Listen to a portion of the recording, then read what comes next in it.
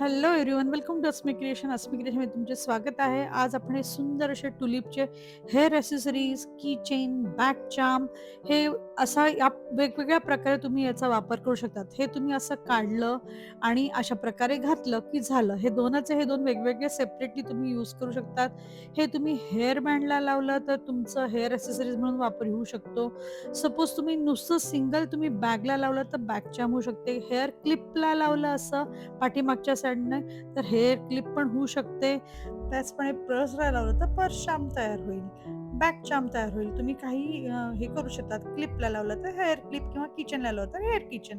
वेगळ्या प्रकारे तुम्ही याचा वापर करू शकतात. आणि हे क्रोशाने बनवलेलं आहे म्हणून हे सगळं क्रोशाचं साहित्य घेतलंय.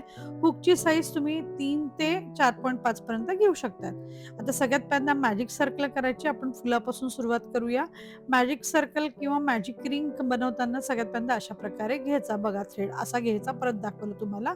आणि आतून बरोबर हे जे आतून आहे ना, हे अशा आतमध्ये घालायची सुई आणि बरोबर हा असा थ्रेड काढायचा आहे. आणि हा थ्रेड घातल्यानंतर फक्त तिथे एक चेन घेऊन घ्या. त्यानंतरचं पुढे तुम्हाला 6 सिंगल क्रोशा याच्यामध्ये घ्यायचे आहेत. एक चेन घ्यायची आणि 6 सिंगल क्रोशा या रिंगमधून काढायची. मॅजिक सर्कल अगदी सोप्पं आहे मॅजिक रिंग बनवायला. तर ते तुम्ही अगदीच बनवू शकतात आणि मग हे असा मधली जी रिंग आहे ती अगदी छोटी होऊन जाते आणि झालं, की आपण फर्स्ट जो चेन घेतली होती त्याच्यातून आपण बरोबर आता थ्रेड स्लिप स्टिच घेतो आहे. ज्यांना मॅजिक सर्कल येत नसेल ना, त्यांनी 3 चेन घेऊन रिंग बनवा आणि त्याच्यामध्ये 6 सिंगल क्रोशा घ्या. आता त्याच्यापुढे आता मी एक चेन घेतली आणि आता मी प्रत्येक स्टिचमधून 2-2 सिंगल क्रोशा घेते आहे. प्रत्येक स्टिचमध्ये 2-2 म्हणजे पहिल्या राउंडला माझे 6 होते. आता दुसऱ्या राउंडला माझे 12 सिंगल क्रोशा तयार होतील. प्रत्येक स्टिचमध्ये मी 2-2 सिंगल क्रोशा घेते आहे. हां, प्रत्येक स्टिचमध्ये मी घेऊन घेते हां.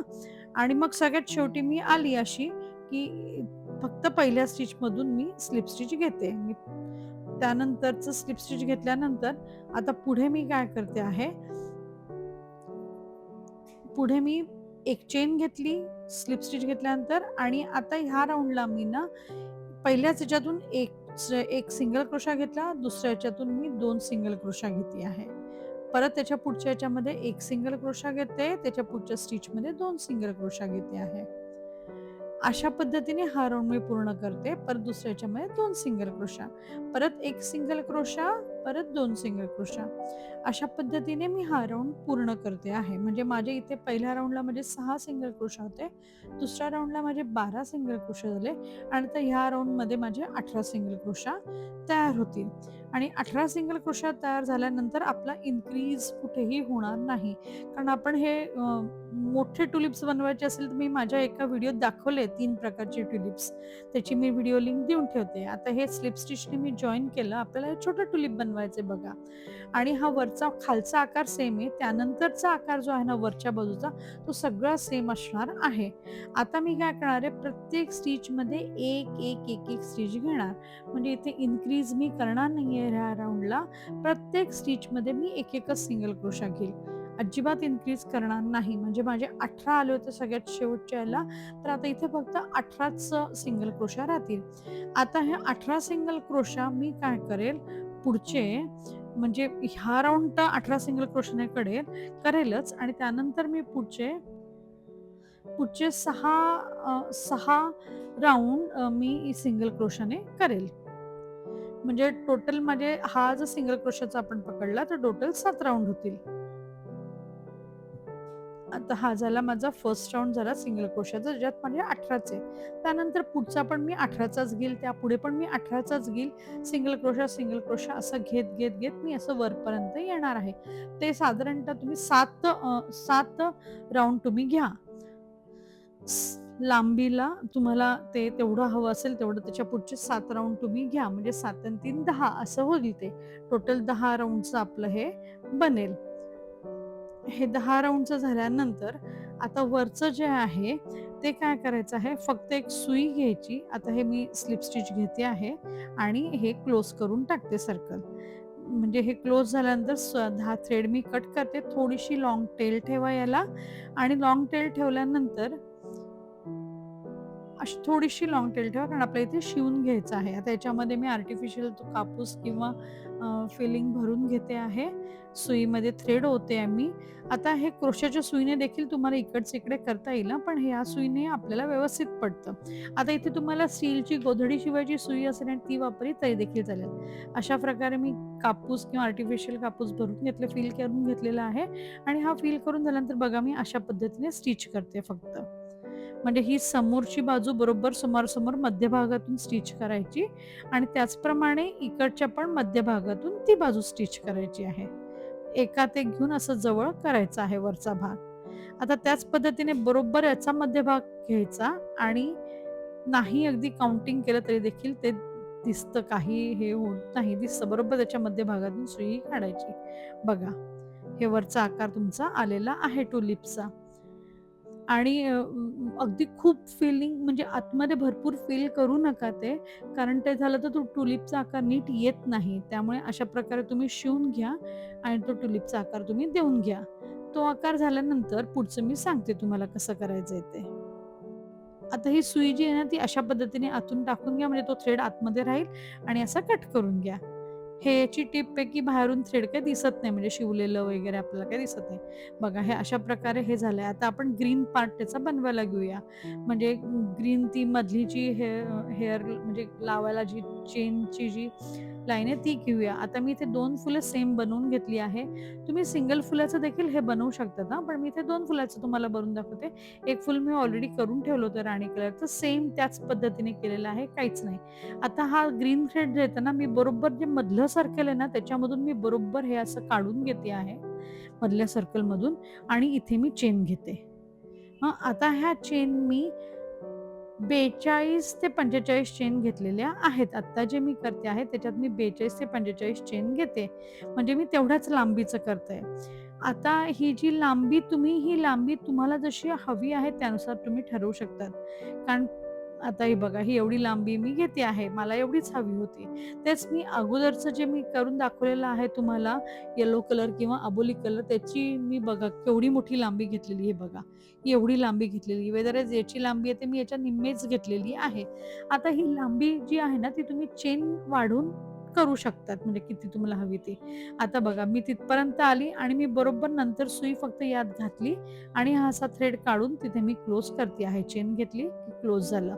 थ्रेड मी कट करते, गाठ मारून घेते एक चेन घेऊन आणि बरोबर तो थ्रेड मी आतमधल्या साईडला ओढून घेते आहे. बघा इथून सुई घातली आणि अशा पद्धतीने हा जो थ्रेड होता तो मी ओढून घेतलेला आहे. एक्स्ट्रा थ्रेड मग मी कट करून घेईल आणि हे झालं माझे बरोबर लावून. आता आपल्याला काय पुढचं करायचं आहे ते पान. आता हे बघा, हा थ्रेड मी कट करून घेतला आणि हे असं ठेवलं. बघा याच्या हाफच झालेला आहे. ही लांबी तुम्ही ठरवू शकतात.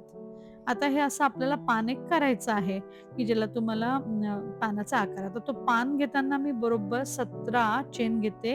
एक पहिल्यांदा स्लिप स्टिच घेतली आणि स्लिप नॉट घेतली, सॉरी. स्लिप नॉट घेऊन मी 17 चेन करून घेते आहे आणि या 17 चेन झाल्यानंतर पहिल्या चेनमध्ये मी सिंगल क्रोशा घेते आहे. पहिल्याच चेनमध्ये मी सिंगल क्रोशा घेतला, एक चेन सोडायची आणि पहिल्या चेनमध्ये सिंगल क्रोशा. त्यानंतर हाफ डबल घ्यायचा, त्यानंतर एक, त्यानंतर दुसरा आणि तिसरा आणि चौथा असा डबल क्रोशा घ्यायचे. 4 डबल क्रोशा घ्यायचे.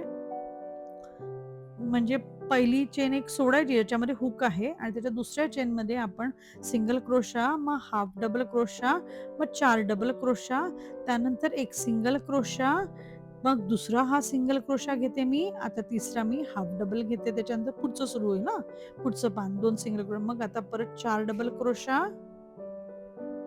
4 डबल क्रोशा, मग परत हाफ डबल क्रोशा आणि मग आपण एंडला येतो आहे. एंडच्या चेनमध्ये येतो. 4 डबल क्रोशा, एक हाफ डबल क्रोशा घेतल्यानंतर. अशा पद्धतीने पानाची एक बाजू तयार होईल एका बाजूला आणि लास्ट रिंगमध्ये आल्यावरती आता हाफ डबल क्रोशा घेतला आहे. लास्ट चेनमध्ये आपण आलो की ते हा एक, त्यानंतर दुसरा आणि 3 असे 3 सिंगल क्रोशा करून घ्यायचे आहेत. त्यानंतर पुढच्याला बरोबर एक हाफ डबल क्रोशा, त्याच्यानंतर पुढे 4 डबल क्रोशा, जसं आपण इकडे केले तसंच त्या उलट्या बाजूला. दोन्ही बाजू सेमच असतील.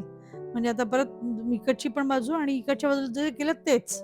Single crochet, half double crochet प्रत्येक स्टिचमध्ये 17 चेनच्या, त्यानंतर 4 हाफ डबल क्रोशा, मग एक 4 डबल क्रोशा, एक half double crochet, 2 single crochet, परत उलटी series half double crochet, 4 double crochet, अशा पद्धतीने हे पूर्ण करून घ्यायचं प्लॅन. स्लिप स्टिच घेतली आणि मी क्लोज केलं सर्कल. हे तुमचं पान तयार झालेलं आहे. मग मी आता फक्त थ्रेड कट करून घेते याचा.